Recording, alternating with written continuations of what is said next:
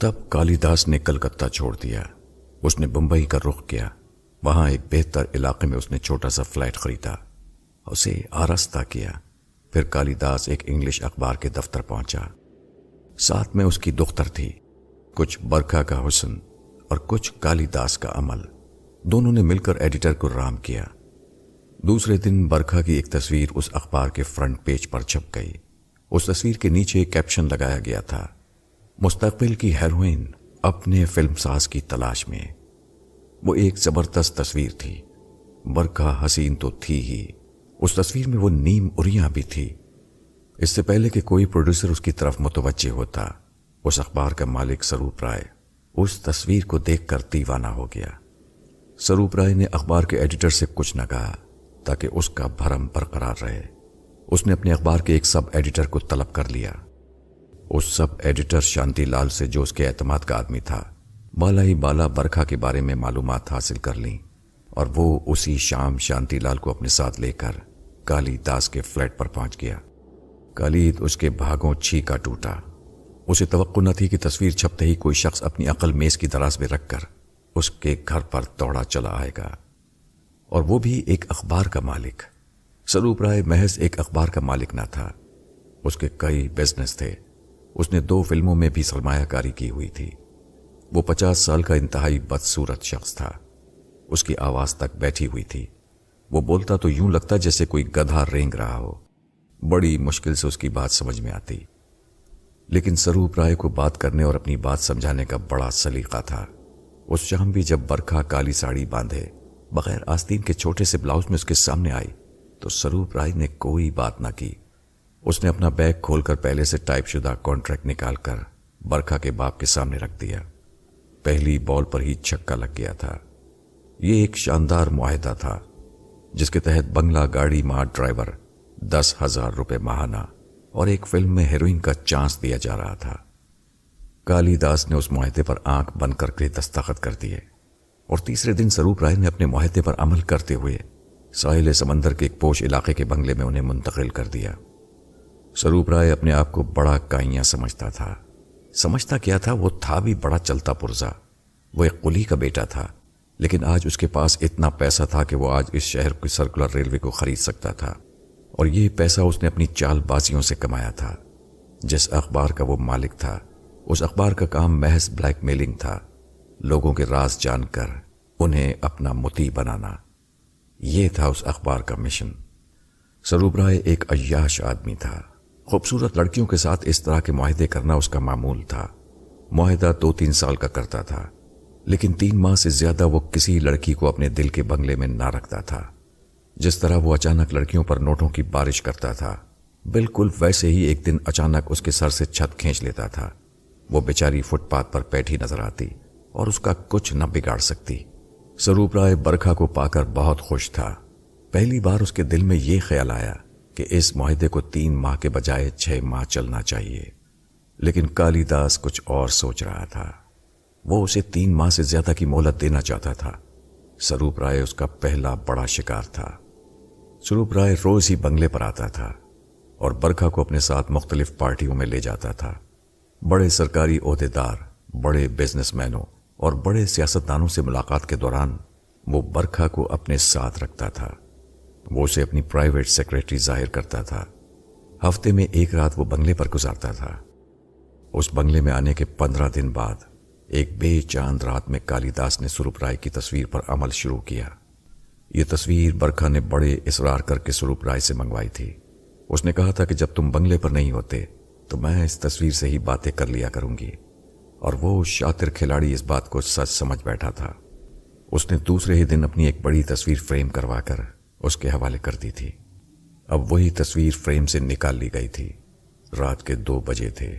کالی داس آلتی پالتی مارے اپنے ہاتھ میں اس کی تصویر لیے کسی جاپ میں مصروف تھا۔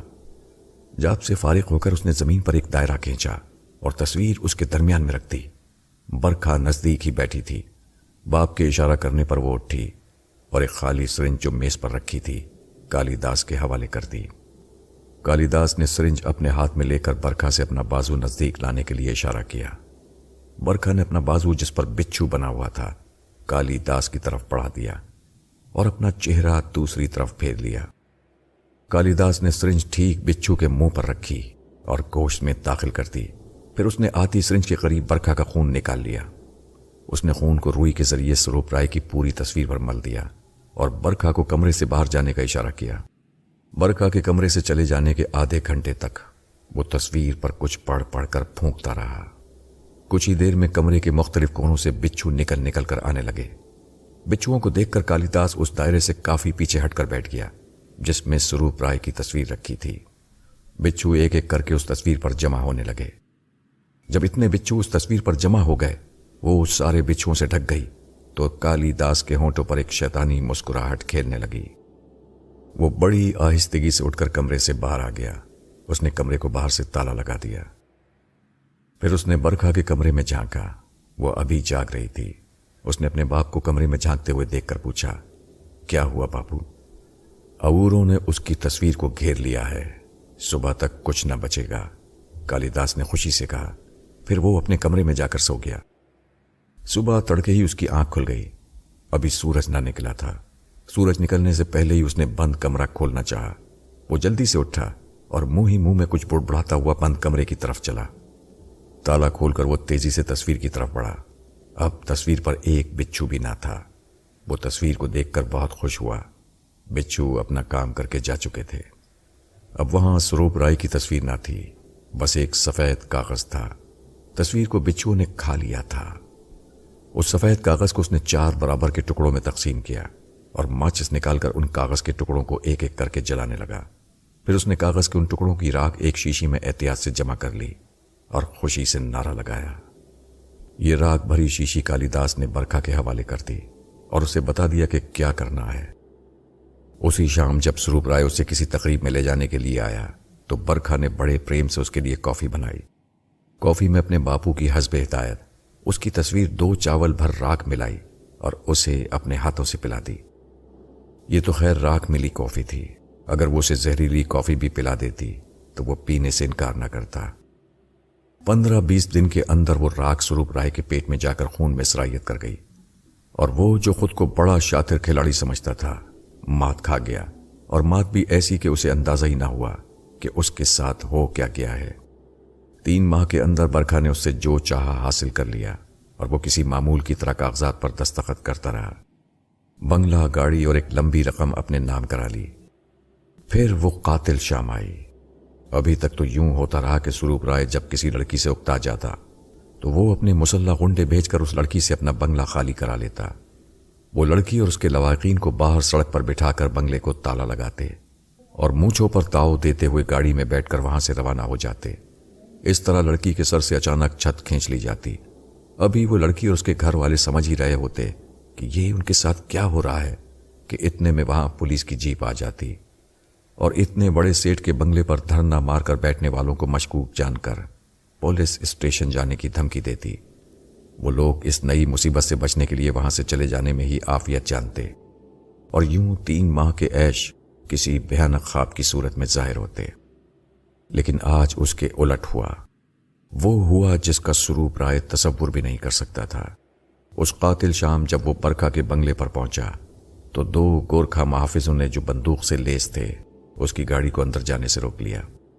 تم اندر نہیں جا سکتا، ایک گورکھا محافظ نے اپنی خونخوار مونچھوں کو مروڑ کر کہا۔ کیا بکتا ہے؟ تو جانتا نہیں میں کون ہوں؟ سروپ رائے اپنی بیٹھی آواز میں بولا۔ تم کوئی بھی ہووے، اندر نہیں جا سکتا، رانی جی نے منع کیا ہے۔ رانی جی؟ کون رانی جی؟ برکھا رانی جی۔ اندر جا کر برکھا کو بولو کہ سروپ سیٹ آئے ہیں۔ تم گاڑی میں بیٹھو، ہم رانی جی سے بات کر کے آتا ہے۔ دوسرے گورکھا محافظ نے کہا۔ ٹھیک ہے جاؤ، پوچھو، سروپ رائے غصے سے بولا۔ تھوڑی دیر کے بعد وہ گورکھا محافظ واپس آیا۔ اس نے بڑی سختی سے مخاطب ہو کر کہا، صاحب تم ادھر سے جاؤ، وہ تم کو نہیں جانتی۔ مجھ کو نہیں جانتی؟ یہ بنگلہ، گاڑی، یہ سب ٹھاٹ باٹ میں نے اس کو دیا ہے۔ یہ کوئی پاگل آدمی معلوم ہوتا ہے۔ اندر آ جاؤ، گیٹ بند کر لیتے ہیں، یہ کچھ دیر خود ہی بھونک کر یہاں سے چلا جائے گا۔ یہ کہہ کر وہ دوسرے محافظ کو اندر لے گیا اور انہوں نے اندر جا کر واقعی گیٹ بند کر لیا۔ سروپ رائے سناٹے میں آ گیا۔ یہ اس کے ساتھ کیا ہو رہا ہے؟ اس نے اپنا دل تھام لیا۔ پھر اس نے زور زور سے بیل بجائی، زور زور سے گیٹ پیٹا اور اپنی بیٹھی ہوئی آواز میں کہا، برکھا دروازہ کھولو۔ دیکھو ایسا مت کرو، مجھ سے اور جو چاہے لے لو مگر خود سے محروم نہ کرو۔ میں اب تمہارے بغیر نہیں رہ سکتا، تمہارے بغیر مر جاؤں گا۔ تم نے جانے مجھ پر کیا جادو کر دیا ہے۔ جواب میں اندر سے خونخوار کتے کے بھونکنے کی آواز کے سوا کوئی آواز نہ سنائی دی۔ اس نے دھاڑے مار مار کر رونا شروع کر دیا۔ وہ روتا رہا اور کہتا رہا، بھگوان کے واسطے برکھا، مجھے ایک بار اپنی شکل دکھا دو، مجھ سے میرا سب کچھ لے لو۔ روتے روتے اس پر دل کا دورہ پڑا۔ اس کا ڈرائیور اسے ہسپتال لے کر پہنچا، مگر وہ اتنا شدید تھا کہ وہ جانبر نہ ہو سکا۔ جس طرح سروپ رائے دوسری لڑکیوں کے سر سے چھت کھینچ کر انہیں بے آسرا کر دیتا تھا، ویسے ہی کالی داس نے اس کے پیروں کے نیچے سے زمین کھینچ لی تھی اور اب وہ شمشان گھاٹ میں چندن کی لکڑیوں پر لیٹا جل رہا تھا۔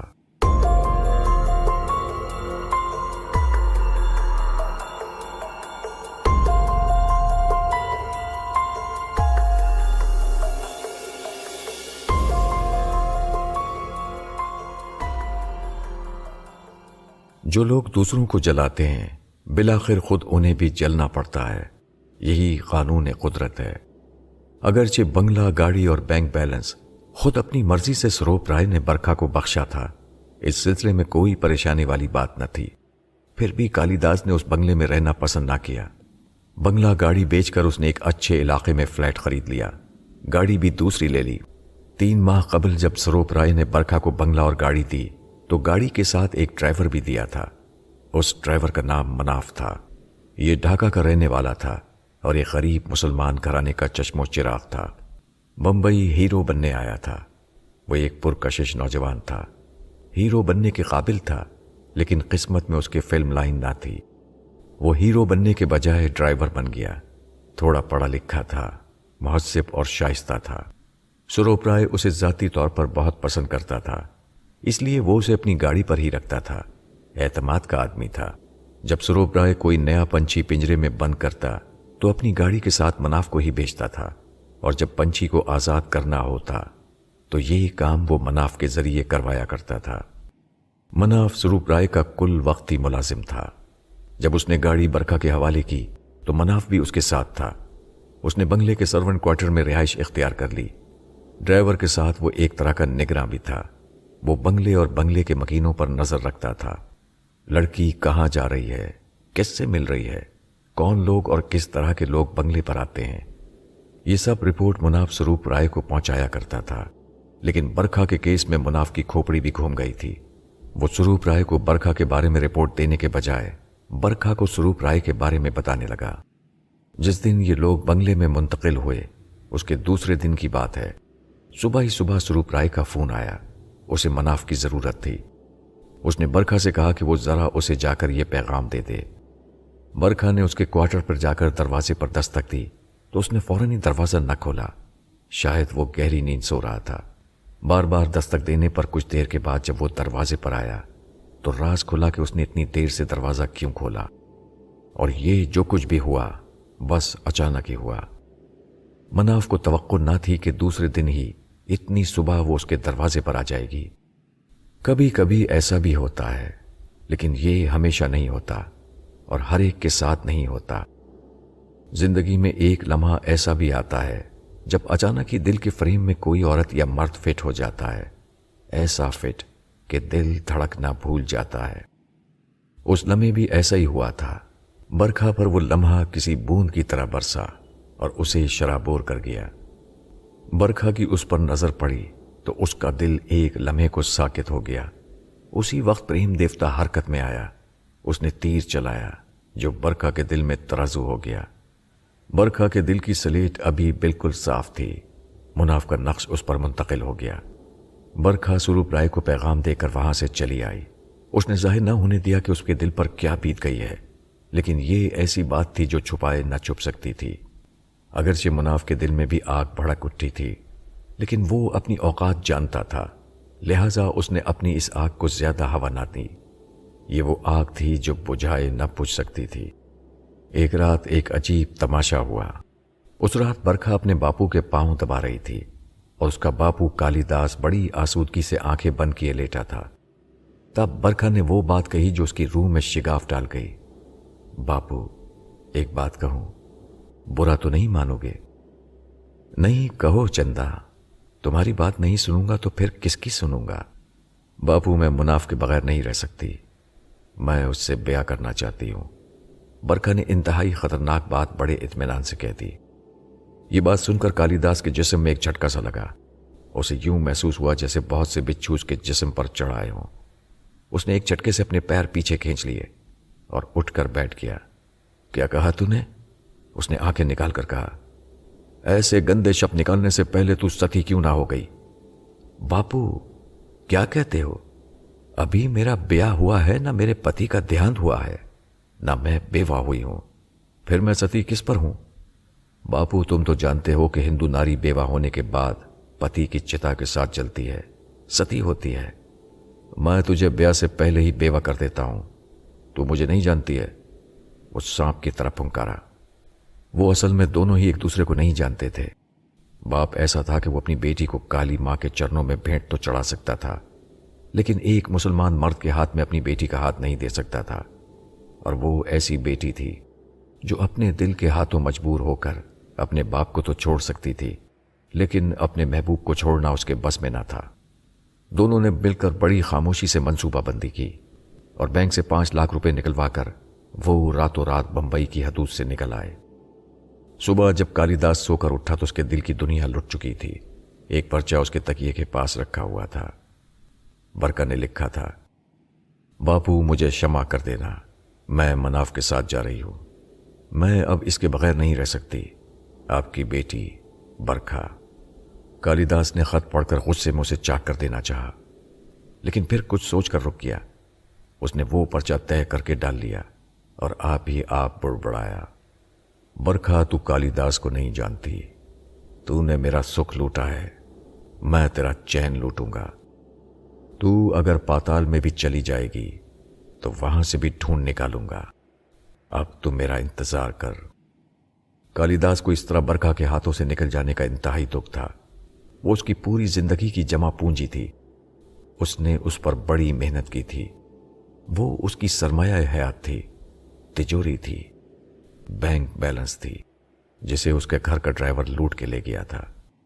اس نے سوچا اصل قصوروار تو مناف ہے، وہ اسے ہرگز زندہ نہیں چھوڑے گا، وہ اسے ایسا مزہ چکائے گا کہ زندگی بھر یاد رکھے گا۔ برکھا اور مناف دہلی پہنچ کر زندگی کے مزے لوٹ رہے تھے۔ دہلی میں مناف کے کچھ دور کے رشتہ دار تھے، اس لیے اس نے دہلی کا رخ کیا تھا۔ وہ جان بوجھ کر ڈھاکہ نہیں گیا تھا۔ اسے معلوم تھا کہ کالیداس اپنی بیٹی کے یوں ہاتھ سے نکل جانے پر ہر کس چین سے نہیں بیٹھے گا، اور ڈھاکہ کا پتہ معلوم کر لینا اس کے لیے کچھ مشکل نہ ہوگا۔ اس لیے اس نے ادھر کا رخ ہی نہیں کیا، وہ سیدھا دہلی پہنچا۔ دہلی میں اس کے رشتے کے چچا تھے، ان کے یہاں قیام کیا، انہیں ساری صورتحال بتائی، انہیں صاف صاف بتا دیا کہ وہ بمبئی سے ایک ہندو لڑکی لے کر آیا ہے، وہ دونوں شادی کرنا چاہتے ہیں، لڑکی مسلمان ہونے کے لیے راضی ہے۔ برکھا مسلمان ہو گئی، دونوں کا نکاح ہو گیا۔ انہوں نے دریا گنج میں ایک مکان کرائے پر لے لیا۔ ان کے پاس 5 لاکھ روپے تھے۔ جس زمانے کی یہ بات ہے، اس وقت 5 لاکھ روپے ایک بھاری رقم تھی۔ ایک ماہ انہوں نے خوب سیر کی۔ برکھا اس کے ساتھ بہت خوش تھی۔ مناف کی خوشی کا تو کوئی ٹھکانہ نہ تھا۔ اسے دینے والے نے چھپڑ پھاڑ کر دیا تھا، ایک حسین لڑکی اور بھاری رقم۔ سیر و تفریح کے بعد مناف نے ایک بڑا جنرل اسٹور کھول لیا، 2 لڑکے ملازم رکھ لیے۔ وہ بہت محنتی تھا، خوش اخلاق تھا، لوگوں سے گفتگو کا سلیقہ جانتا تھا، لہذا بہت جلد اس کا جنرل اسٹور چل پڑا۔ 1 سال بعد ان کی پرسکون زندگی میں شور و غوغا اٹھا۔ ایک پیاری سی بچی نے جنم لیا۔ اس کا نام برکھا نے کرن رکھا۔ کرن کے بعد تو جیسے لڑکیوں نے ان کا گھر دیکھ لیا۔ لڑکیوں کا گھر دیکھ لینا تو خیر سے کوئی عذابناک مسئلہ نہ تھا۔ عذابناک مسئلہ تو اس وقت بنا جب کالیداس ایک دن اچانک ان کے گھر کے سامنے آ کر کھڑا ہوا۔ دوپہر کا وقت تھا کہ کسی نے دروازے کی کنڈی کھٹکھٹائی۔ مناف اس وقت گھر پر ہی تھا۔ وہ دوپہر کا کھانا گھر پر ہی کھاتا تھا اور کچھ دیر آرام کرنے کے بعد جنرل اسٹور کا رخ کرتا تھا۔ مناف نے دروازہ کھولا تو اپنے سامنے ایک قیامت کو کھڑے پایا۔ کالی داس کی آنکھوں میں شعلے بھڑک رہے تھے۔ وہ اسے دیکھتے ہی بولا، حرام خور، تو کیا سمجھتا تھا کہ میں تجھے ڈھونڈ نہ پاؤں گا؟ تو بڑا کمینہ نکلا، جس ہانڈی میں کھایا اسی میں چھید کیا۔ بول کہاں ہے میری بیٹی؟ بلا اس کو باہر، اس جہنم جلی کی ذرا میں شکل تو دیکھ لوں اور اسے اپنی صورت دکھا دوں۔ فیصلے کی گھڑی اب زیادہ دور نہیں، چل جلدی کر۔ مناف کا ذہن ایک دم معاف ہو گیا۔ اس کی سمجھ میں نہ آیا کہ یہ اچانک کیا ہو گیا۔ یہ ساری صورتحال برکھا کو بتائے یا یہیں سے آواز دے کر برکھا کو دروازے پر بلائے؟ یہ اچانک کیا ہو گیا؟ یہ منحوس کالی داس اچانک کہاں سے آ ٹپکا؟ اب وہ کیا کرے؟ کیا وہ اندر جا کر دروازہ بند کر لے اور پھر ساری صورتحال برکھا کو بتائے، یا یہیں سے آواز دے کر برکھا کو دروازے پر بلائے؟ تب اس کے دماغ میں یہ خیال بجلی کی طرح کوندا کہ اسے اندر جا کر دروازہ بند کر لینا چاہیے تاکہ یہ منحوس گھر میں داخل نہ ہو سکے۔ ایسا سوچ کر وہ گھر میں داخل ہوا اور پھر اس نے بڑی تیزی سے دروازہ بند کرنا چاہا، لیکن دروازہ ٹس سے مس نہ ہوا۔ جا، جو کہتا ہوں وہ کر، اس جنم جلی کو لا باہر بلا کر، کالی داس نے سخت لہجے میں کہا۔ تب مناف نے گھبرا کر وہیں سے آواز لگائی، اے برکھا، باہر آؤ۔ اس کی آواز سن کر برکھا فوراً باہر آئی۔ اس نے برآمدے سے باہر دروازے کی طرف دیکھا تو پاؤں من بھر کے ہو گئے۔ وہ آگے آ سکی نہ پیچھے جا سکی۔ اس وقت کالی داس نے اپنے کرتے کی جیب سے کچھ نکالا اور جس طرح کسی پتھر کو مارتے ہیں ویسے ہی اس نے کوئی چیز پھینک کر ماری، لیکن کوئی چیز دکھائی نہ دی۔ البتہ برکھا اس عمل کے بعد فوراً وہیں کھڑی کھڑی گر پڑی۔ یہ دیکھ کر اس نے بھیانک قیقہ لگایا اور بولا، اس وقت میں جاتا ہوں، رات کو ٹھیک 12 بجے آؤں گا اور برکھا کو اپنے ساتھ لے جاؤں گا۔ پہلے اس سے اپنا حساب چکا لوں، پھر تجھ سے نمٹوں گا۔ پھر وہ مڑا اور تیز تیز قدموں سے گلی عبور کر گیا۔ اس کے جانے کے بعد مناف نے فوراً دروازہ بند کیا۔ اس مرتبہ دروازہ بند کرنے میں کوئی دقت پیش نہ آئی۔ برکھا برآمدے کے فرش پر بے سود پڑی تھی۔ مناف اس کے نزدیک پہنچا تو وہ اسے پھٹی پھٹی آنکھوں سے دیکھتی ہوئی اٹھ گئی۔ باپو چلے گئے؟ وہ بمشکل بولی۔ مناف کا دم ابھی اندر ہی تھا۔ اس نے اپنا سانس باہر نکالا۔ یہ بہت برا ہوا۔ برکھا اسے بے نور آنکھوں سے دیکھتے ہوئے بولی۔ اس کے چہرے پر زردی چھا گئی تھی۔ اس کا شاداب چہرہ برسوں کا بیمار دکھائی دے رہا تھا۔ میرے دل کو دھڑکا لگا رہتا تھا کہ کہیں باپو نہ آ پہنچے۔ بالآخر ایسا ہی ہوا، وہ آ پہنچا۔ باپو نے یہ گھر کیسے ڈھونڈ لیا؟ مجھے حیرت ہے۔ مناف واقعی حیرت زدہ تھا۔ باپو سب کچھ کر سکتا ہے، اس کے لیے یہ کام مشکل نہیں۔ اس کے لیے اس نے کوئی جاب کیا ہوگا۔ اب کیا ہوگا؟ وہ رات کا کہہ کر گیا ہے، چلو برکھا جلدی کرو، ابھی رات بہت دور ہے، ہم یہاں سے نکل جاتے ہیں۔ اب کچھ نہیں ہو سکتا مناف، بہت دیر ہو چکی ہے۔ میں اب اس کی گرفت میں ہوں۔ اس گھر کی 4 دیواری سے قدم باہر نکالوں گی تو میرا کلیجہ کٹ جائے گا، مجھے خون کی ایک الٹی آئے گی اور میں چل بسوں گی۔ وہ رات کو آئے گا، میرا ہاتھ پکڑے گا اور لے جائے گا۔ مجھے لے جانے سے پہلے وہ تمہارا حساب کتاب کرے گا۔ وہ تمہیں کسی قیمت پر نہیں چھوڑے گا۔ ایسا کرو، تم کرن کو لے کر نکل جاؤ، میں زندہ رہی تو تم سے آ ملوں گی، ورنہ پھر اس کو آخری ملاقات سمجھنا۔ برکھا کے لہجے میں ایسا دکھ تھا کہ مناف کا دل بھر آیا۔ وہ اس کا ہاتھ پکڑ کر بولا، نہیں برکھا، میں کہیں نہیں جاؤں گا، ہم ساتھ جیے ہیں تو ساتھ ہی مریں گے۔ ہماری بیٹی کرن کا کیا ہوگا؟ وہ فکر مند ہو کر بولی۔ اسے میں چچا کے گھر چھوڑ آتا ہوں، مناف نے تجویز پیش کی۔ ہاں یہ ٹھیک ہے، کرن کے ساتھ اس گھر میں جتنی نقدی اور زیورات وغیرہ ہیں وہ بھی باندھ کر دے دیتی ہوں، چچا کے حوالے کرانا۔ ویسے اگر تم واپس نہ آؤ تو اچھا ہے۔ میں برکھا جملہ پورا نہ کر سکی۔ مناف نے آگے بڑھ کر اس کے منہ پر ہاتھ رکھ دیا اور بولا، بس جلدی سے کرن کو تیار کر دو اور اسے جو دینا ہے دے دو، میں چچا کے حوالے کر کے فوراً واپس آتا ہوں۔ اتنی دیر میں تم اپنے باپو کے عمل کا توڑ سوچو، آخر تمہیں بھی تو بہت کچھ آتا ہے۔ برکھا خاموشی سے اٹھی۔ اس نے جلدی جلدی گھر میں رکھی نقدی اور زیورات کو سمیٹا، کرن کے کپڑے اکٹھے کیے، اس کی ضرورت کا سامان جمع کیا اور یہ سب ایک بیگ میں رکھ کر مناف کے حوالے کیا۔ پھر اس نے اپنی سوتی ہوئی بیٹی کو چوما اور مناف کی گود میں دے کر بولی، جاؤ جلدی کرو۔ کرن کی آنکھ کھل گئی، وہ اپنے باپ سے چمٹ گئی बरखा उन दोनों को छोड़ने के लिए दरवाजे तक आई। किरण अपने बाप के कंधे से लगी बरखा को देख रही थी। बरखा उसे अपनी नजरों में भर लेना चाहती थी। अभी मनाफ 2-4 कदम आगे ही बढ़ा था कि उसे एहसास हुआ जैसे वो जलती आग पर चल रहा हो। फिर एकदम ही उसकी कमीज के पीछे दामन में आग भड़क उठी। बरखा ने आग लगती देखी तो वो फौरन चीखी, मनाफ आगे मत जाना। मनाफ को खुद आग का एहसास हुआ था। बरखा चीखी तो वो फौरन ही पलटकर घर में वापस आ गया। बरखा ने आगे बढ़कर उसके दामन को दोनों हाथों में लेकर मसल दिया। थोड़ा दामन जल गया लेकिन आग बुझ गई। बापू पक्का काम करके गया है, हम में से अब कोई भी बाहर नहीं जा सकता। बरखा ने अपने हाथों की तरफ देखते हुए कहा। आग बुझाने की वजह से उसके हाथ एकदम सुर्ख हो गए थे। फिर वो जैसे अपने आप से बोली, अच्छा बापू तू अगर मेरा बाप है तो इतना याद रख कि मैं भी तेरी बेटी हूं, अब तू नहीं या मैं नहीं। मनाफ ने बरखा का चेहरा देखा तो वो गुस्से से तिमतिमा रहा था। वो खौफजदा सा हो गया। उसने बरखा के दोनों हाथ पकड़कर कहा, बरखा मैं तुम्हें खोना नहीं चाहता। बरखा ने एक नजर मनाफ को देखा और बोली, तुम परेशान मत हो, किरण को लेकर कमरे में चले जाओ और अंदर से दरवाजा बंद कर लो। उस वक्त तक बाहर मत आना जब तक मैं तुम्हें बाहर आने का ना कहूं। और अगर इनको दूध वगैरह की जरूरत हुई तो मैं सब तुम्हें दे दूंगी, लेकिन तुमने कमरे से बाहर कदम नहीं निकालना है। मनाफ किरण को लेकर अंदर कमरे में चला गया। उसने बरखा की हिदायत के मुताबिक कमरा अंदर से बंद कर लिया और किरण को बेड पर लेकर लेट गया। किरण अपने हाथ पांव चलाकर खेलने लगी। बरखा ने सहन के कोने में खड़ी झाड़ू को उठाया और बीच सहन में खड़े होकर झाड़ू की एक सींग निकालती, आसमान की तरफ मुंह करके कुछ पढ़ती और उस सींग को जमीन पर फेंक देती। इस तरह आहिस्ता आहिस्ता पूरी झाड़ू की सींकें सहन में बिखर गईं। जब झाड़ू खत्म हो गई तो उसने एक बार फिर एक एक करके उन सींकों को इकट्ठा किया और दोबारा झाड़ू को रस्सी से बांधकर बाथरूम की कुंडी से लटका दिया और वो जमीन पर आसन जमा कर बैठ गई। अब उसकी नजरें सामने टंगी झाड़ू पर थीं और वो मुंह से कुछ अजीब से लफ्ज निकाल रही थी। बड़ी देर तक वो इस काम में लगी रही, यहां तक कि सूरज ढल गया। जब अंधेरा हो गया तो उसने सहन में लगी लाइट जलाई और मनाफ के कमरे का दरवाजा खटखटाया। मनाफ ने दरवाजा खोला तो बरखा बोली, मनाफ तुम ऐसा करो कि किरण के लिए दूध तैयार कर लो और अपने और मेरे लिए खाने के लिए कुछ पका लो। मैं किचन में दाखिल नहीं हो सकती।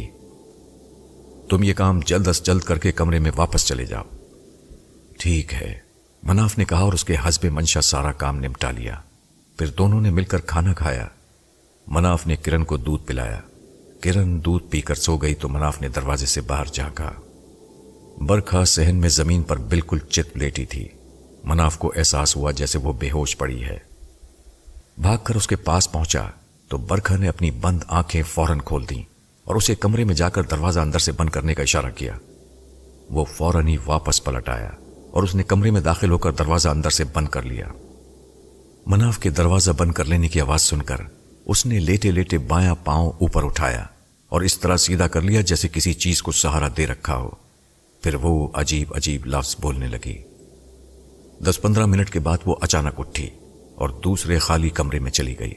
अंदर जाकर उसने दरवाजा अंदर से बंद कर लिया और दीवार की तरफ रुख करके रक्स करने लगी।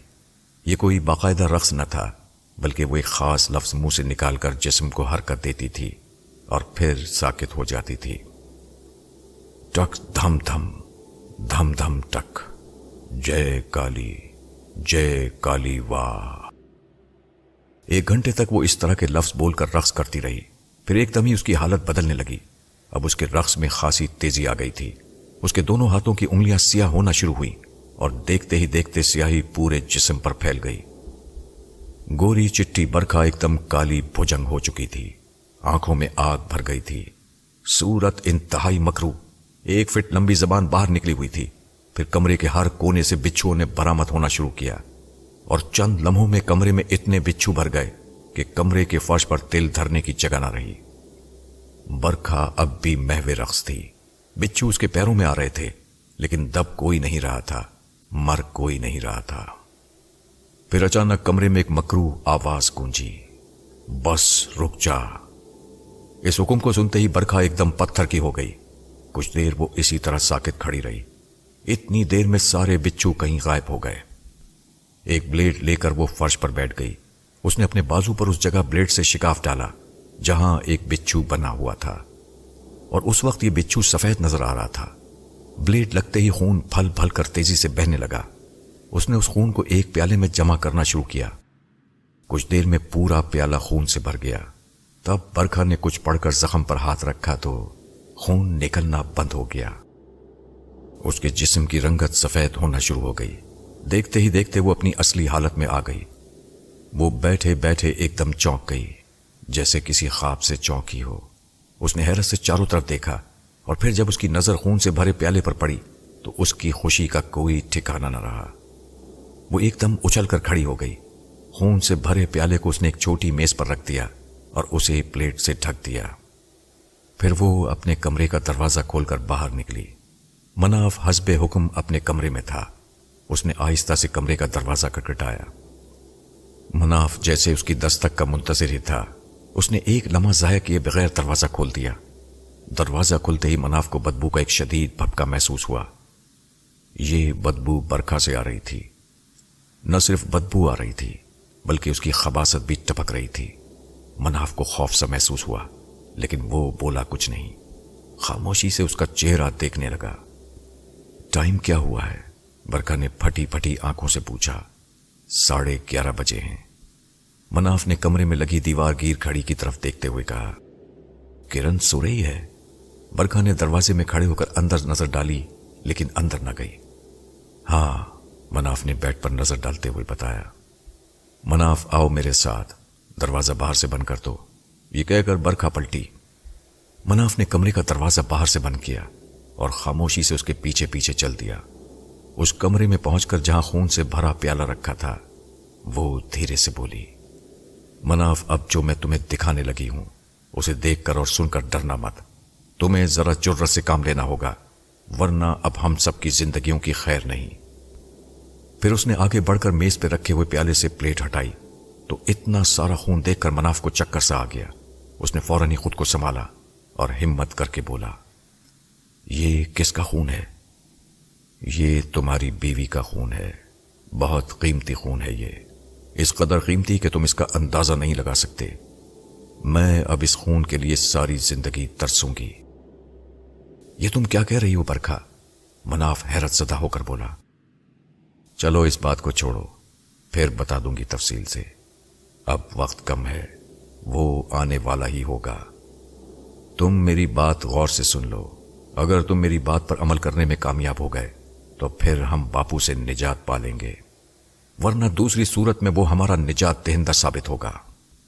پھر برکھا نے اسے پوری تفصیل سے ساری بات بتا دی کہ کیا کرنا ہے اور کس طرح کرنا ہے۔ وہ دونوں دھڑکتے دل سے اس بری گھڑی کا انتظار کر رہے تھے جو کالی داس کی صورت میں ان پر نازل ہونے والی تھی۔ اب وہ ان کے گھر سے زیادہ دور نہ تھا۔ وہ خوشی میں جھومتا چلا آتا تھا۔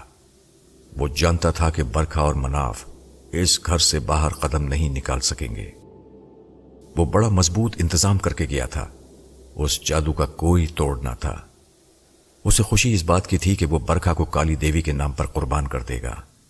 اس بھیंٹ کے بدلے میں اسے ایک زبردست طاقت عطا ہوگی۔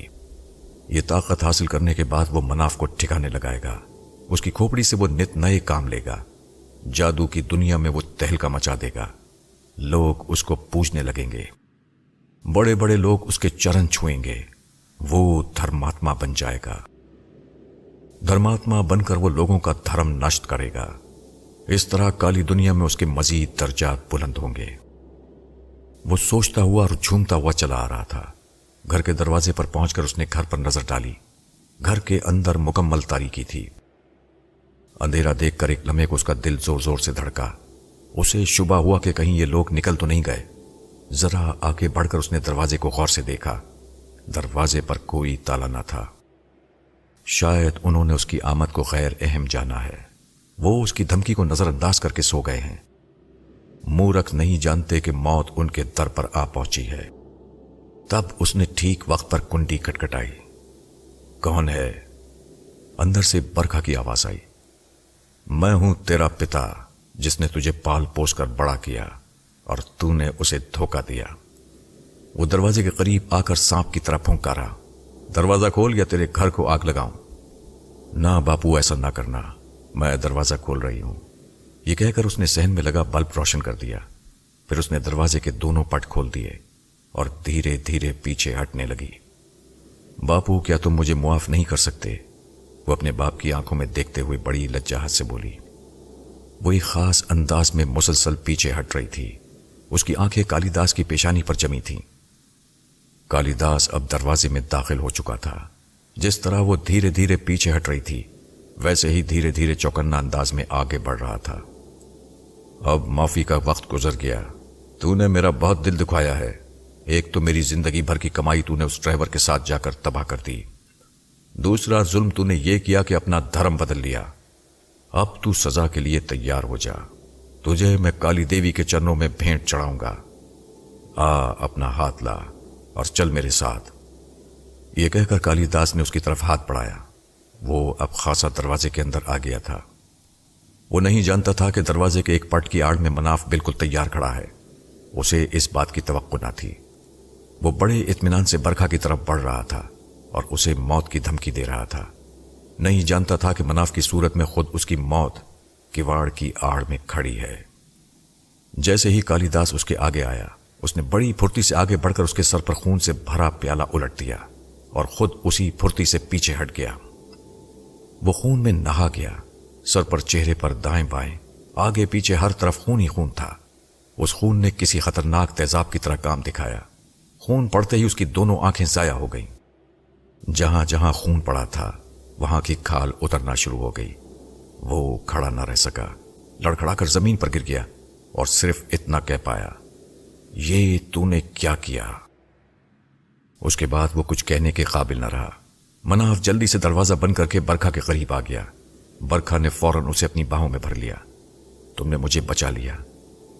मैंने तुम्हें नहीं, अपने आप को बचाया है, अपनी बेटी किरण को बचाया है। वो जज्बाती होकर बोला। हम सब बच गए मनाफ, उसने उससे अलग होते हुए कहा। उसकी आंखों में खुशी के आंसू थे। अब इसका क्या करना है? मनाफ ने कालिदास की तरफ इशारा किया। उससे उसकी तरफ देखा भी नहीं जा रहा था। बस एक काम और कर दो, बरखा ने कहा। वो क्या? उसने पूछा। यहां सहन में एक गड़ा खोद दो, उसके बाद तुम कमरे में जाकर आराम से सो जाओ। मुझे फिर जो करना होगा खुद कर लूंगी, बरखा ने बड़े पुरस्कार लहजे में कहा। मनाफ ने स्टोर में पड़े फावड़े से जल्दी जल्दी इतना बड़ा गड़ा खोद दिया कि कालिदास को उसमें धकेल कर मिट्टी से पुर कर दिया जाए। पता नहीं बरखा क्या करना चाहती थी। बहरहाल उसने जो हिदायत की थी उसकी हिदायत पर अमल करते हुए कमरे में आ गया। मनाफ के कमरे में जाते ही उसने दरवाजे को बाहर से कुंडी लगा दी ताकि मनाफ बाहर ना आ सके। वो जो कुछ करने जा रही थी अगर मनाफ देख लेता तो शायद अपने होश गंवा बैठता। बरखा ने दरवाजा बंद करके सहन की लाइट ऑफ कर दी। सहन में गहरा अंधेरा छा गया।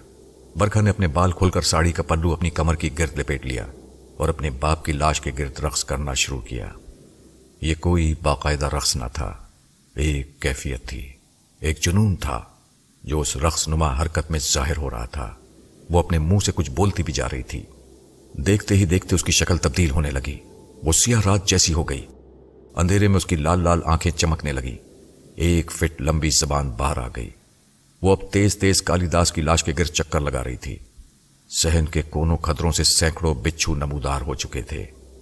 वो कालिदास की लाश पर इस तरह जमा हो गए थे जैसे शहद की मक्खियां छत्ते पर। ये बिच्छू, जिनकी तादाद बढ़ती ही जा रही थी, बड़ी तेजी से कालिदास की लाश को चट कर रहे थे। जिन बिच्छुओं का पेट भर जाता वो पीछे हट जाते, उनकी जगह नए बिच्छू ले लेते। बिच्छू कुछ इस तरह कालिदास का सफाया कर रहे थे कि उसका सर लाश से जुदा हो चुका था। हैरत की बात यह थी कि उन बिच्छुओं ने कालिदास के सर को छुआ भी ना था। बरखा ने कालिदास का सर अपने हाथों में उठा लिया और तेज तेज रक्स करने लगी। मनाफ अपने कमरे में बंद था। उसे नहीं मालूम था कि बाहर क्या हो रहा है। अगर वो बाहर आकर उस काली भुजंग, लाल लाल आंखों वाली लंबी जबान की इस औरत को देख लेता जिसके हाथों में कालिदास का सर था, तो शायद उसका हार्ट फेल हो जाता। बरखा अपनी धुन में मगन मुंह से अजीब से लफ्ज बोलती, बेहंगम रक्स करती जा रही थी कि अचानक बाहर से एक आवाज आई। बरखा उस आवाज को सुनकर फौरन रुक गई। उस आवाज को सुनते ही बिच्छू फौरन इधर उधर भागने लगे। बरखा दोनों हाथों में सर उठाए धीरे धीरे दरवाजे की तरफ बढ़ी। फिर उसने एक हाथ से कुंडी खोल दी और दरवाजे के दोनों पट वाह करके एक कदम दहलीज से बाहर निकाला। गली में गहरा अंधेरा छाया हुआ था, लेकिन दो चमकती आंखें उसे नजदीक ही नजर आ रही थीं। बरखा ने कालिदास का सर दरवाजे के बाहर रख दिया और उल्टे कदमों पीछे होकर तेजी से दरवाजा बंद कर दिया। वही आवाज फिर बुलंद हुई। ये आवाज किसी कुत्ते के रोने की आवाज से मुशाबे थी, लेकिन उस आवाज को सुनकर दिल पर एक खौफ सा तारी होता था। दरवाजा बंद होते ही वो आगे बढ़ा। वो एक काले रंग का गधे के बराबर कुत्ता था, चमकती हुई खौफनाक आंखें। दरवाजे के नजदीक पहुंचकर उसने बड़ा सा मुंह खोला और कालिदास के सर को उसने दबोच लिया। उसके बाद उसने सर को मुंह में दबाए दबाए एक लंबी चस्त भरी और अंधेरे में अंधेरे जैसा हो गया। बरखा को जब यह एहसास हो गया कि दरवाजे पर रखी उसकी भेंट को कबूल कर लिया गया है, तो वो खुशी से फूली न समाई। बाहर सन्नाटा तारी हो गया था। अगर उसकी भेंट कबूल ना होती तो कुत्ते के रोने की आवाज मुसलसल आनी शुरू हो जाती। फिर भी अपना इत्मीनान करने के लिए उसने दरवाजा खोलकर देख लिया। वहां कालिदास का सर मौजूद न था। बरखा ने दरवाजा बंद करके कालिदास के बाकी मांदा जिस्म को खींचकर गड्ढे में डाला और उस गड्ढे को मिट्टी से पुर कर दिया। मिट्टी में कालिदास का बदन गायब होते ही उसकी हालत तब्दील होने लगी और चंद मिनट्स में ही वो गोरी चिट्टी बरखा बन गई। फिर उसने कमरे का दरवाजा बाहर से खोल दिया और अंदर झांक कर देखा। अंदर कमरे में तारीकी थी। उसने आवाज दी, मनाफ क्या तुम सो गए? नहीं बरखा, मैं जाग रहा हूं। फिर जरा बाहर आओ, इस गड्ढे को बराबर कर दो। मनाफ उसके कहने पर बाहर आ गया। इतनी देर में बरखा सहन की लाइट चला चुकी थी। उस रोशनी में उसने देखा कि कालिदास की लाश गायब है और वो गड्ढा मिट्टी से पुर है। वो समझ गया कि कालिदास की लाश कहाँ गई। उसने जल्दी जल्दी मिट्टी को बराबर करके उस पर ईंटें जमा दी। सहन का फर्श बराबर हो गया, बस अब उस पर सीमेंट करना बाकी रह गया था। उस रात वो दोनों बड़े सुकून से सोए। कालिदास उनके सरों पर किसी तलवार की तरह लटका हुआ था। आज वो तलवार टूट गई थी। उनके दिलों पर जो एक अनजाना खौफ सा छाया रहता था, वो दूर हो गया था। अब वो एक इत्मीनान भरी जिंदगी गुजार सकते थे, लेकिन वो जिंदगी ही क्या जो सुकून से गुजरे। उनकी जिंदगी में एक ऐसा भूचाल आया कि न सिर्फ उन्हें अपना घर छोड़ना पड़ा, बल्कि शहर बदर भी होना पड़ा। ये इनकलाब महज उनकी जिंदगी में ही नहीं आया, बल्कि हजारों लाखों खानदान इससे मुतासिर हुए। उन्होंने अपनी खुशी से अपना घर और अपना शहर छोड़ा। अब अपना मुल्क, अपना वतन जो मारूज़े वजूद में आ गया था, फिर गैरों के देश में रहने का क्या जवाज था। मनाफ ने पहले ढाका का रुख किया। वालिदैन के इंतकाल के बाद वो कराची में आ गया। बरखा अब 4 लड़कियों की माँ हो चुकी थी। बाद में 3 लड़कियों ने और जन्म लिया। इस तरह कुल 7 लड़कियां हो गईं। लड़कियों ने जैसे उनका घर देख लिया था। हजारों ख्वाहिशें, हजारों दुआएं, हजारों मन्नतों के बावजूद किसी लड़के ने मनाफ के घर पैदा होना पसंद ना किया। पहली लड़की का नाम किरण था और आखिरी यानी 7वीं लड़की का नाम वर्षा था। वर्षा मुनाफ। जब वर्षा पैदा हुई तो उसकी पीठ पर बिच्छू का निशान देखकर बरखा की खुशी का कोई ठिकाना न रहा। उसने उस निशान को किसी को हवा न लगने दी। एक दिन मनाफ ने उस निशान को देखकर तशवीश का इजहार किया तो बरखा ने उसे बर्स का धब्बा करार देकर टाल दिया और यूं ही 2-4 बार कोई मरहम लगाकर बर्स के इलाज का तासुर देकर उसकी तसल्ली कर दी। उस निशान को वो जब भी अकेले में देखती तो बहुत खुश होती। इस लड़की का तो उसे इंतजार था। ये वो लड़की थी जो उसकी सालों पुरानी प्यास बुझाने आई थी। वो प्यास जो उसके बाप कालिदास भड़का कर चला गया था। अब उसकी बेटी इस प्यास को बुझाने आ गई थी और ये सब अवूर के बाप की मेहरबानी से हुआ था। मनाफ ने कराची में आकर मुख्तलिफ कारोबार किए। बिलाखिर वो एक आइस फैक्ट्री चलाने में कामयाब हो गया। ये एक मुनाफा बख्श कारोबार था। पैसे जमा होते ही उसने गार्डन ईस्ट में एक बंगला खरीद लिया। ये किसी हिंदू का बंगला था। इस बंगले की दीवारों पर हिंदू वाले नक्श बने हुए थे। इस बंगले का एक कमरा जो सबसे तारीक था, जहां दिन में भी अंधेरा रहता था, वो कमरा बरखा को बहुत पसंद था। वो अक्सर उस कमरे में पाई जाती थी। کالی داس کے مرنے کے بعد برکھا کے طور طریقوں میں ایک پرسرار سی تبدیلی آ گئی تھی۔ وہ بمبئی والی برکھا نہ رہی تھی جس کے ساتھ مناف نے دہلی میں خوبصورت وقت گزارا تھا۔ وقت تو خیر کراچی میں بھی ٹھیک ہی گزر رہا تھا، لیکن یہاں آ کر اب اسے یہ احساس زیادہ گہرا ہو گیا تھا کہ برکھا کچھ پرسرار سرگرمیوں میں ملوث ہو گئی ہے۔ مناف کو تو خیر محض شبہ ہی تھا، لیکن اس کی بیٹیوں کو یہ بات اچھی طرح معلوم تھی کہ ان کی ماں دن بھر کیا کرتی رہتی ہے اور اس سے کس قسم کے مرد اور عورتیں ملنے آتی ہیں، اور وہ تاریک کمرے میں بیٹھ کر جانے کیا کرتی رہتی ہے۔ بیٹیوں کی شادیاں ہوتی رہیں اور وہ کسی پنجرے سے آزاد ہونے والے پنچھیوں کی طرح اڑتی رہیں۔ سسرال جا کر انہوں نے کبھی پلٹ کر بھی نہ دیکھا کہ میکا کس طرف ہے۔ برکھا کو اپنی بیٹیوں کی مطلق فکر نہ تھی۔ آتی ہیں تو آئیں، نہیں آتی تو بھاڑ میں جائیں۔ البتہ مناف کو اپنی بیٹیوں کی طرف سے پریشانی رہتی تھی کہ آخر وہ گھر آتی کیوں نہیں۔ ورشا 13 سال کی ہوئی تو اس کا باپ مناف اس دنیا میں نہ رہا۔ ورشا کی آنکھوں کے سامنے اگر وہ سب کچھ نہ ہوا ہوتا تو وہ اپنی ماں کی سنائی ہوئی کہانی پر یقین کر لیتی، جو اس نے اس کی بہنوں اور دنیا والوں کو سنائی تھی کہ مناف نے دوسری شادی کر لی اور وہ خفیہ طور پر کینیڈا چلا گیا۔ ایک رات ورشا پڑھ رہی تھی کہ اسے اپنے والدین کے کمرے سے شور شرابے کی آوازیں سنائی تھیں۔ ان کا بیڈ روم ورشا کے کمرے سے ملحق تھا۔ وہ اپنے کمرے کی لائٹ بجھا کر اسٹول پر چڑھ کر کھڑی ہو گئی اور درمیان کے دروازے میں لگے شیشے سے ادھر جھانکنے لگی۔ اس کی ماں ابھی ابھی باہر سے آئی تھی۔ اس کے ہاتھ میں ایک پنجرا تھا جس میں ایک چمگا دڑپن تھی۔ اتنی رات گئے آنے پر مناف نے اس سے باس پرس کی تو برکھا کے تیور ایک دم بدل گئے۔ وہ غصے میں بولی، تمہیں کیا پریشانی ہے؟ میں جب چاہے آؤں۔ یہ جواب مناف کے دل پر چھری کی طرح لگا۔ وہ ایک دم آپے سے باہر ہو گیا۔ پہلے تو اس نے وہ پنجرا چھین کر دروازے سے باہر پھینکا اور پھر اس کے بال پکڑ کر زور کا دھکا دیا۔ برکھا کا سر دیوار سے ٹکرایا اور ابھی وہ سنبھل بھی نہ پائی تھی کہ مناف نے اس کے منہ پر تھپڑوں کی بارش کر دی۔ تجھے میں نے بہت آزادی دے دی ہے، آج کے بعد سے تو میری اجازت کے بغیر گھر سے باہر قدم نہیں نکالے گی۔ مناف نے اس کے بال پکڑ کر بیڈ پر زور سے دھکا دیا۔ وہ بیڈ پر گری اور گرتے ہی تیزی سے کھڑی ہو گئی۔ ورشا کا خیال تھا کہ اب ماں اس کے باپ پر حملہ کرے گی، لیکن اس نے اسے کچھ نہ کہا، بس ایک نظر گھور کر دیکھا جیسے کہہ رہی ہو، تو گھر میں رہے گا تو تجھ سے اجازت لوں گی نا۔ اس کے بعد وہ کمرے سے باہر نکل گئی۔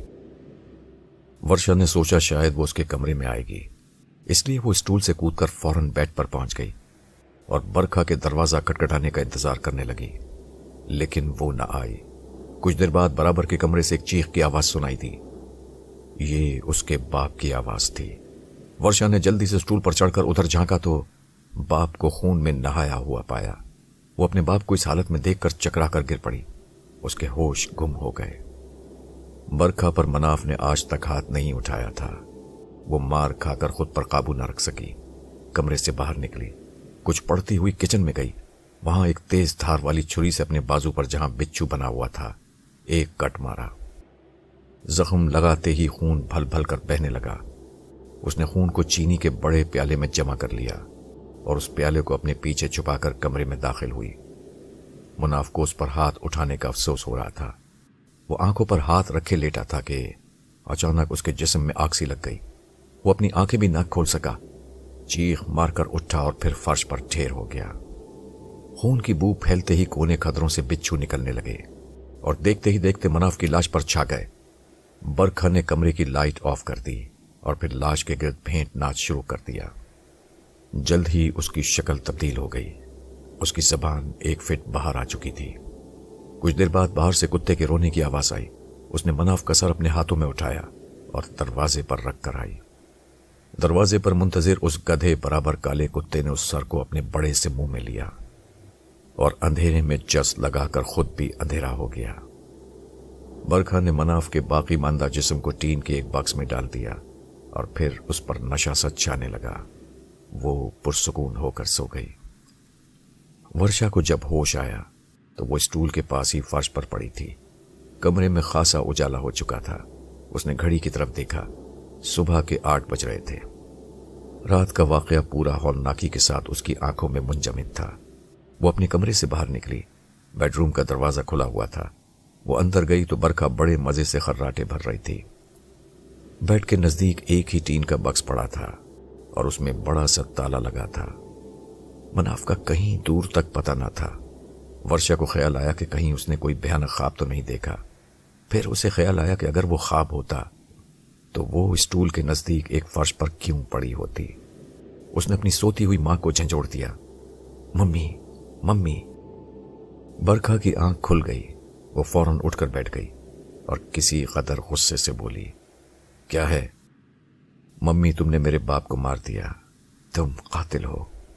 بے وقوف، میں نے تو اپنے باپ کو بھی مار دیا تھا۔ وہ بڑے اطمینان سے بولی، تیرا باپ تو کوئی چیز ہی نہ تھا۔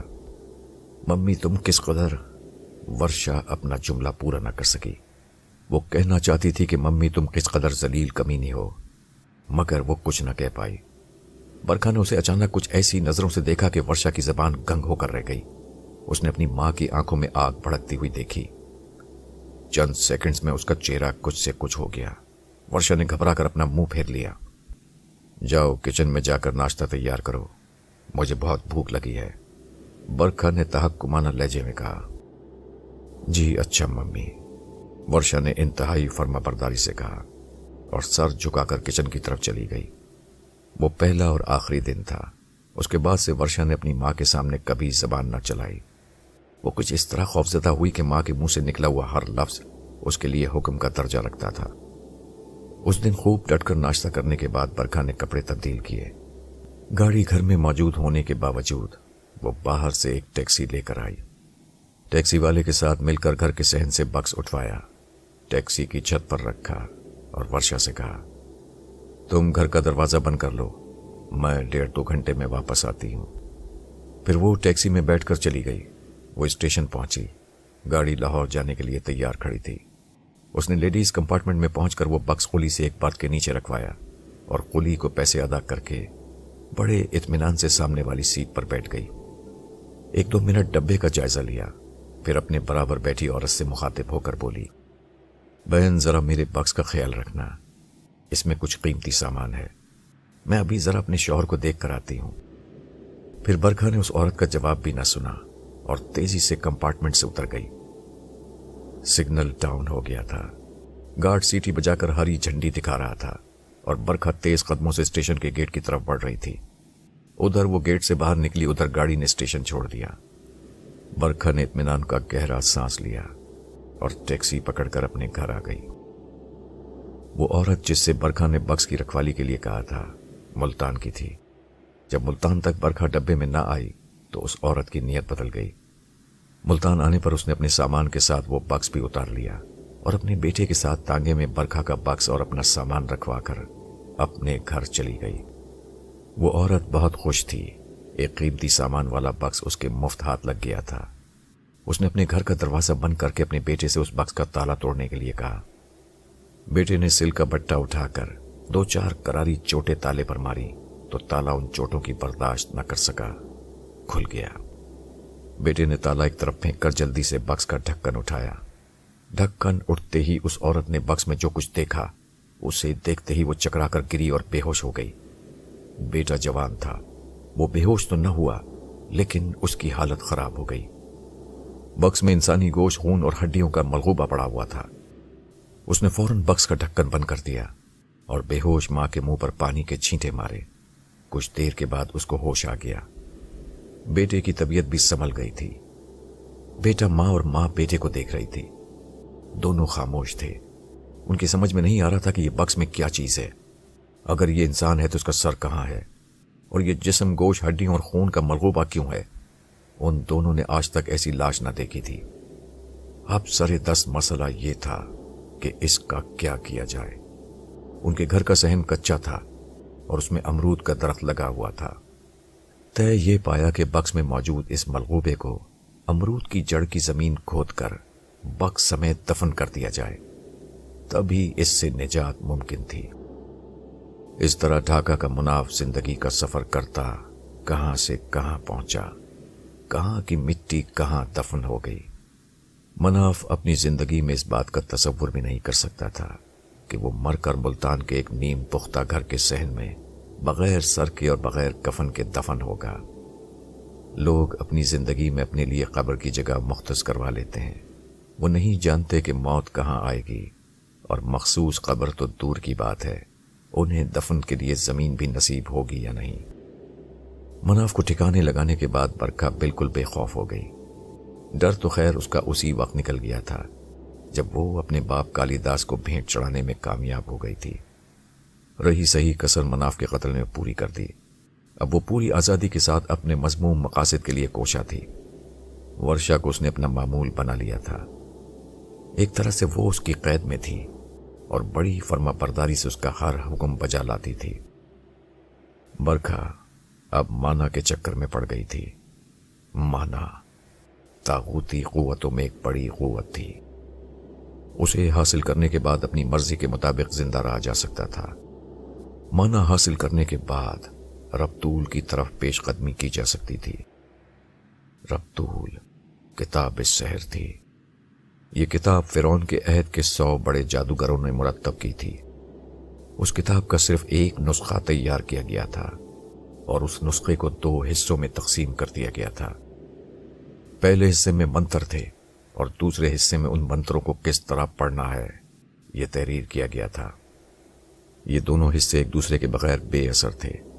بادشاہ وقت کے پاس ربطول کے دونوں حصے ہوتے تھے جسے وہ الگ الگ رکھتا تھا تاکہ کتاب سحر چوری ہو جانے کی صورت میں چور کوئی فائدہ نہ اٹھا سکے. یہ کتاب فرعونہ مصر کے پاس نسل در نسل چلی آ رہی تھی کہ ایک وقت ایسا آیا کہ اس کا ایک حصہ غائب ہو گیا اور یوں شہر کی سب سے بڑی اور قدیم کتاب بے اثر ہو گئی. پراسرار قوت مانا کو حاصل کرنے کے بعد اس سے اس سلسلے میں رہنمائی حاصل کی جا سکتی تھی. مانا کے علاوہ ربطول کے بارے میں کوئی اور کچھ نہیں جانتا تھا. برکھا چاہتی تھی کہ کسی طرح زبردست قوت مانا ہاتھ لگ جائے، لیکن مانا کو حاصل کرنا اتنا آسان نہ تھا. یہ ایک بڑی کٹھن ڈگر تھی جس پر چلنا گویا تلوار کی دھار پر چلنا تھا. ذرا سا غلط قدم پڑنے پر بندہ گھر کا رہتا نہ گھاٹ کا. 2 بھینٹ چڑھانے کے بعد اگرچہ برکھا کی پیاس مزید بھڑک اٹھتی تھی، لیکن اب اسے کہیں دور ایک امید کی کرن نظر آنے لگی تھی. 2 بھینٹوں کے بعد راستہ کچھ آسان ہوا تھا اور سب سے بڑی بات ورشا سے مل گئی تھی. اس کی پیٹھ پر بچھو کا نشان تھا اور پیدائشی تھا. جو قوت اس کے نانا کالی داس نے بڑی محنت اور جتن سے حاصل کی تھی، وہ قوت ورشا کو بغیر کسی محنت کے حاصل ہو گئی تھی. ورشا اپنے آپ سے ناواقف تھی، اسی لیے وہ اپنی ماں کی غلام بن گئی تھی، جبکہ وہ غلامی کرنے کے لیے پیدا نہیں ہوئی تھی. وہ پیدائشی آقا تھی. برکھا ہی نے اسے ساحل عمر کے پیچھے لگایا تھا. برکھا نے ساحل عمر کو ایک طویل عرصے کے بعد کھوجا تھا. ساحل عمر میں ایک ایسی خاص بات تھی جو برکھا کو مانا حاصل کرنے میں کامیاب کر سکتی تھی. برکھا نے ورشا کو جال بنا کر ساحل عمر پر پھینکا تھا. ساحل عمر اس کے جال میں آ گیا تھا. وہ ابھی تک سڑک پر گمسم کھڑا تھا. ورشا جا چکی تھی. اس کے جانے کے بعد اسے اپنی کوئی متاع عزیز گم ہونے کا احساس ہوا. اسے اپنا جسم خالی خالی سا لگا. اسے لگا جیسے کچھ ہو گیا ہے. کیا ہو گیا ہے یہ اسے معلوم نہ تھا. وہ نہیں جانتا تھا کہ وہ ورشا کے شہر میں آ گیا، اس کے فریب میں مبتلا ہو گیا ہے. ایک گاڑی قریب سے ہارن دیتی گزری تو اچانک اسے ہوش آیا. اسے پتا چلا کہ وہ سڑک پر کھڑا ہے. ورشا اپنی گاڑی میں بیٹھ کر جا چکی ہے اور وہ تماشا بنا کھڑا تھا. اپنی حالت پر وہ دل دل میں مسکرایا اور اپنی گاڑی میں بیٹھ کر اپنے گھر کے راستے پر ہو لیا.